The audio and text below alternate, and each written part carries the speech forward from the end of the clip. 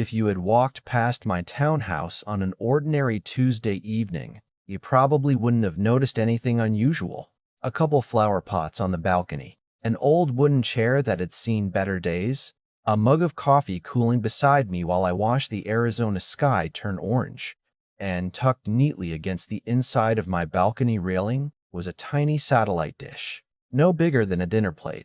That little piece of equipment ended up costing my homeowners association more than $12,000, forced their board president to resign, and reminded an entire neighborhood that confidence is a dangerous thing when it's built on ignorance instead of the law. My name is Ethan Walker, and I never set out to fight my HOA.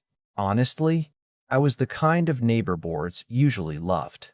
I paid my dues on time, never blasted music, kept my place clean, waved at people walking their dogs, and generally believed life was easier when everyone minded their own business. My townhouse sat in a quiet community just outside Mesa, where every building looked almost identical.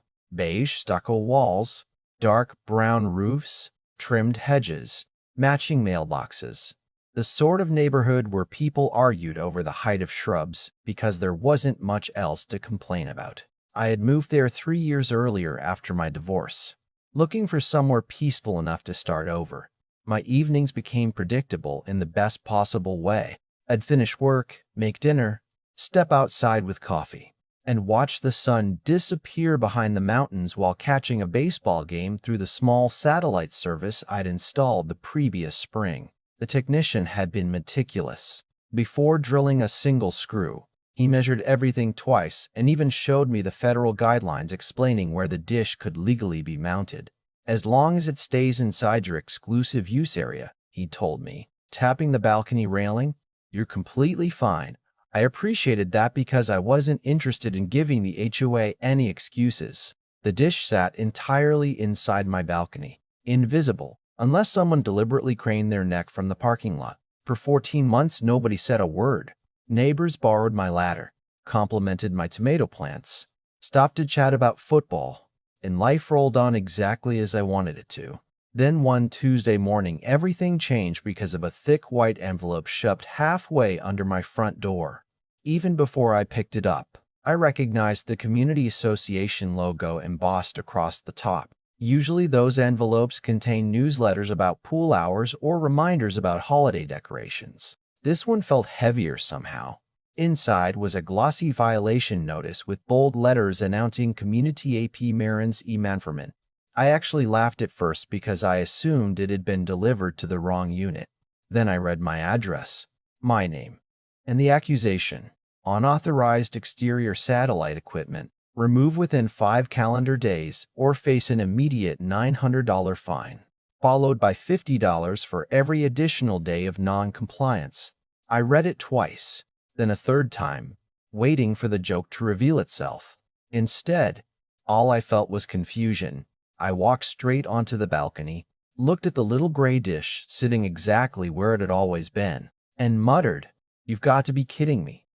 That afternoon, I emailed the HOA president, a woman named Denise Harper. Denise had built quite a reputation around the neighborhood. She liked talking about preserving community excellence, loved using phrases like architectural harmony, and somehow managed to make every board meeting sound like a military briefing. Still, I kept my message respectful. I simply asked which specific rule I had violated because I couldn't find any language in the governing documents prohibiting satellite dishes. Her reply arrived less than an hour later, and somehow it managed to answer absolutely nothing. She quoted a generic paragraph requiring prior approval for exterior modifications, then ended with a sentence that rubbed me the wrong way. Failure to comply will result in escalating enforcement without further discussion. No rule number, no explanation, no mention of satellite equipment, just authority for authority's sake. I stared at the screen for a long minute before my friend Mark called. Mark lived 2 buildings over and had served on another HOA board years earlier. After hearing the story, he let out a low whistle. "That doesn't sound right," he said. "You ever look up the federal rules?" I admitted I hadn't because I'd never imagined I would need to. Mark chuckled. "Well, if Denise wants to play by the book, maybe it's time somebody opened the right one." I didn't know it then, but that single sentence was about to turn an annoying violation notice into the biggest mistake the HOA board would make all year, and before the week was over, I discovered they weren't just enforcing a bad rule. They were picking a fight with federal law itself.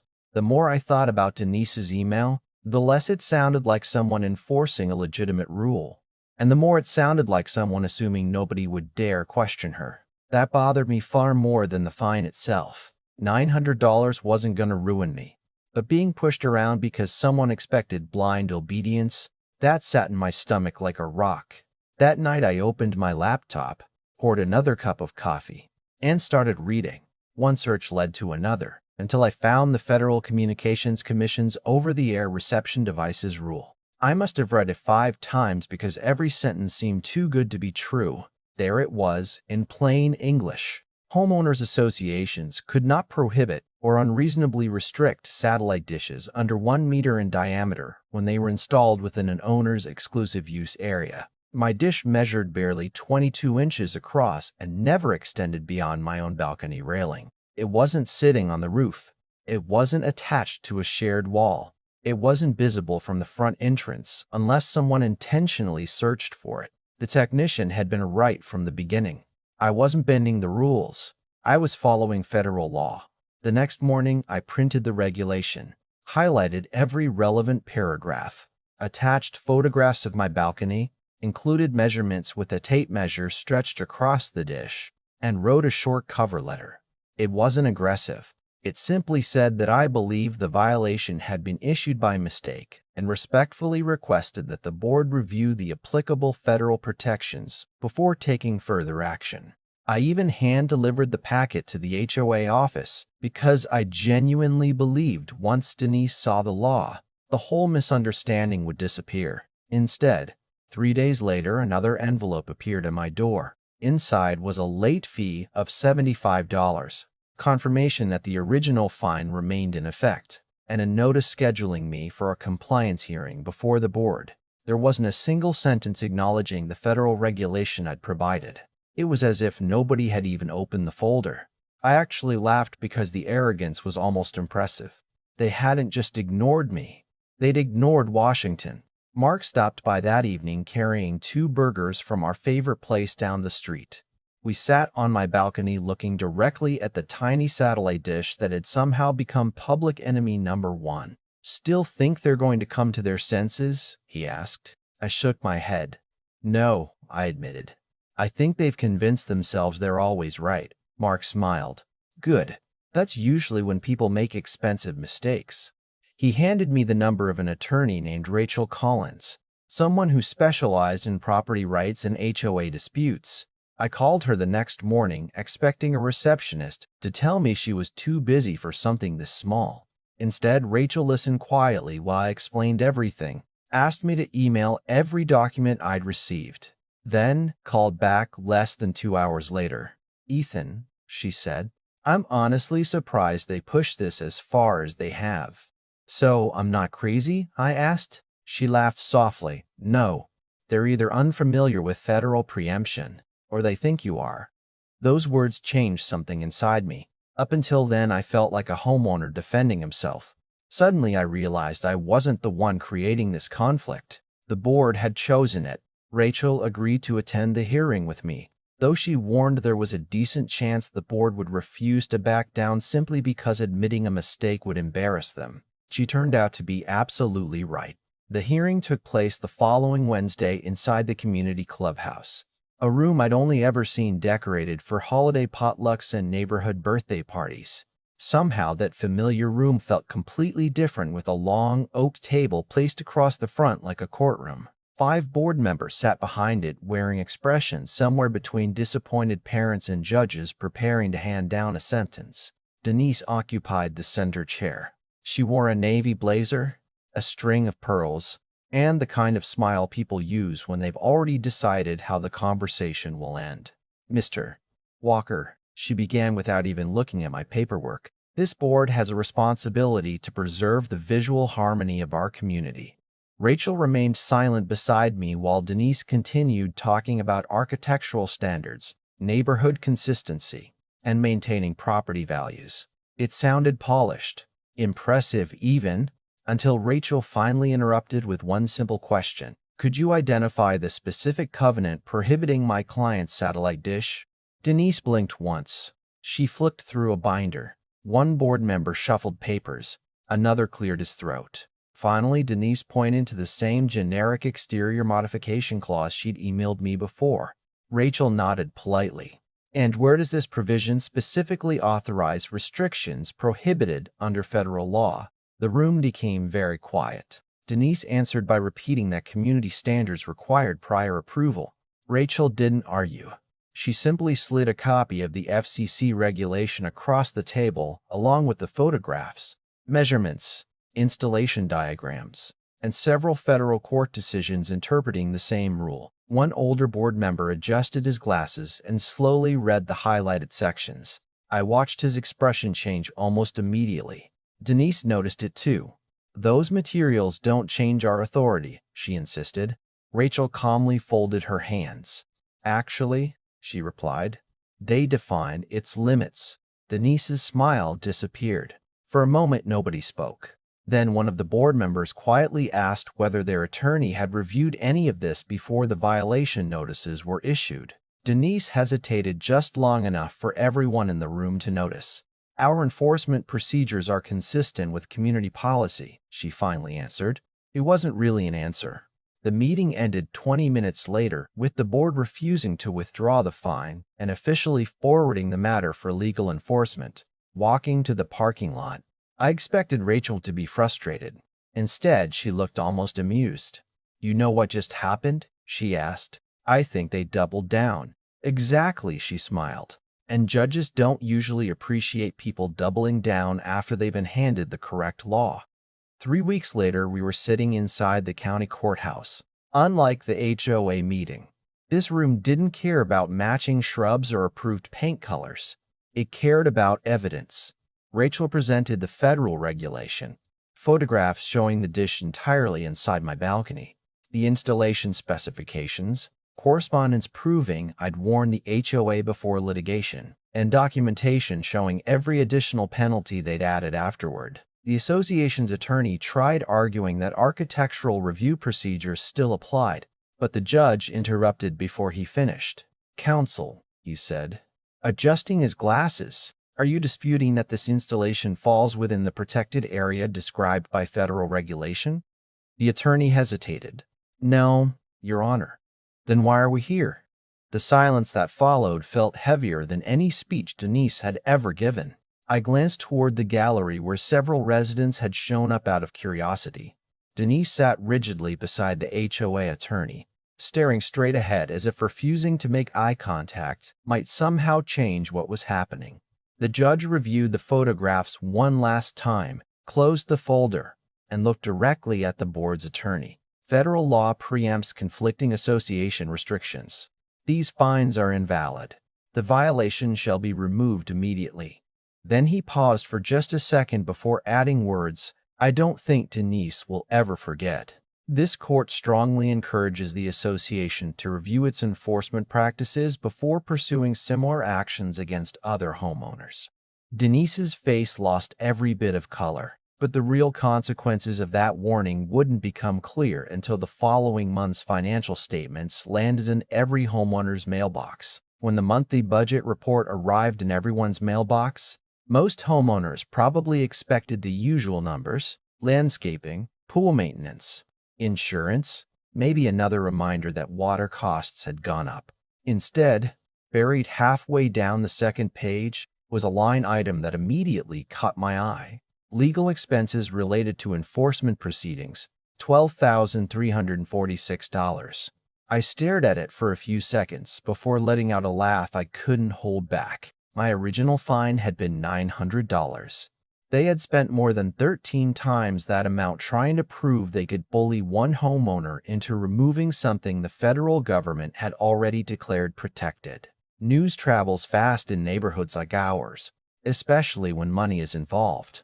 Within days, people were knocking on my door, not because they suddenly cared about satellite dishes, but because they wanted to know what had actually happened. One elderly couple told me they quietly paid fines over flower pots years earlier because they assumed fighting the board would be impossible. Another neighbor admitted he'd canceled plans to install solar equipment because he was afraid the HOA would object. Listening to them made me realize my case had never really been about a little gray dish sitting on my balcony. It was about something much bigger. The assumption that ordinary homeowners would always surrender simply because someone mailed an official-looking letter. At the next community meeting, attendance nearly doubled. Folding chairs filled every corner of the clubhouse. People who had never spoken during board meetings suddenly had questions. Lots of them. One homeowner stood up and asked why the association had ignored federal law after receiving written notice. Another wanted to know who authorized spending over $12,000 of community money on a case that legal experts said could never be won. Denise Harper looked nothing like the confident board president who had once lectured me about architectural harmony. She avoided eye contact, shuffled papers she never actually read, and answered almost every question with the same phrase.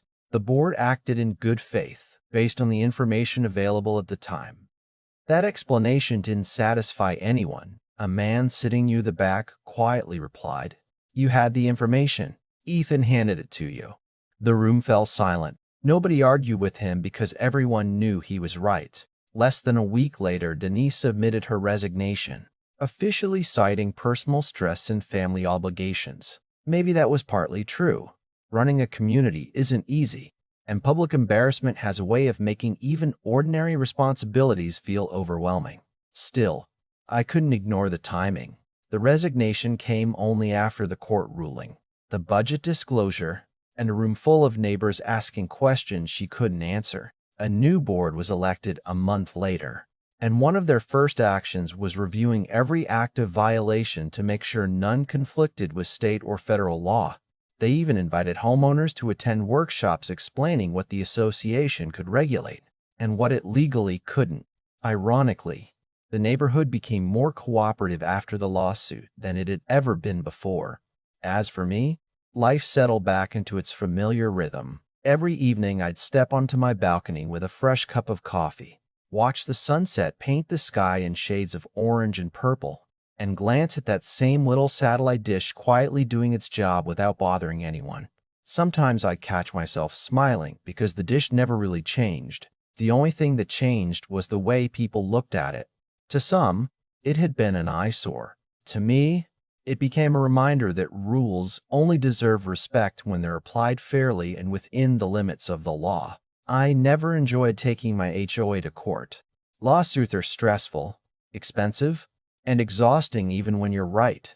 If Denise had simply read the documents I'd delivered to her office that first week, none of this would have happened. There would have been no hearing, no courtroom, no legal bills, no resignation, and certainly no $12,000 lesson paid for by the very community she claimed to protect. Looking back now, I don't think the biggest mistake the board made was issuing the fine. People make mistakes every day. Their biggest mistake was believing authority mattered more than accountability. They assumed I would fold because one official letter arrived with bold print and a deadline. Instead, I answered with patience, evidence, and the law. And in the end, that turned out to be stronger than any HOA rulebook sitting on a conference table. So now, I'd genuinely like to hear what you think. If you had been in my position, would you have removed the satellite dish just to avoid the stress? Or would you have fought the HOA all the way to court like I did? And if you were one of my neighbors, would you have supported the board's attempt to preserve appearances? Or do you think they crossed the line the moment they ignored federal law? Share your thoughts down in the comments, because these neighborhood disputes always seem to divide people, and I'm curious to see where you stand.